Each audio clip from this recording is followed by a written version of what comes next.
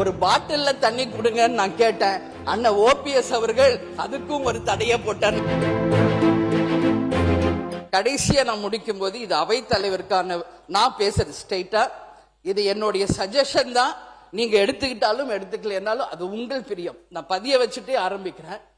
இங்க நாம அவைக்கு வந்ததுல இருந்து நான் சொன்னது ஒரு விஷயம். அது இப்போ நம்ம போய் நோட்ல தான் கையெழுத்து போடுறோம்.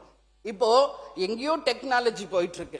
நீங்க அவையில் வரும் மெம்பர்ஸ் கையெழுத்து போடாம பயோமெட்ரிக் சிஸ்டம்ல லேட்டஸ்டா நீங்க அதை கொண்டு வரணும்னு நான் கேட்டுக்கிறேன். அதே போல தண்ணி பிரச்சனை அங்கேயும் ஓய மாட்டேங்குது, இங்கேயும் ஓய மாட்டேங்குது. ஒரு பாட்டில்ல தண்ணி கொடுங்கன்னு நான் கேட்டேன். அண்ணன் ஓபிஎஸ் அவர்கள் அதுக்கும் ஒரு தடையை போட்டார். நான் கேட்டேன் நேற்று. ஏன் நான் இல்லமா நான் சும்மா சொன்னேன். பார்த்தா பாதி பேருக்கு பாட்டில் வந்துருச்சு, பாதி பேருக்கு தான் டம்ளர் இருக்குது. முழு பேருக்கும் பாட்டில்ல கொடுத்தீங்கன்னா அது சுகாதாரமாக இருக்கும்.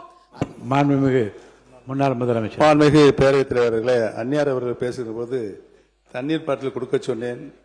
ஓபிஎஸ் அவர்கள் தடை போட்டு விட்டார்கள். நான் தடை போடவில்லை.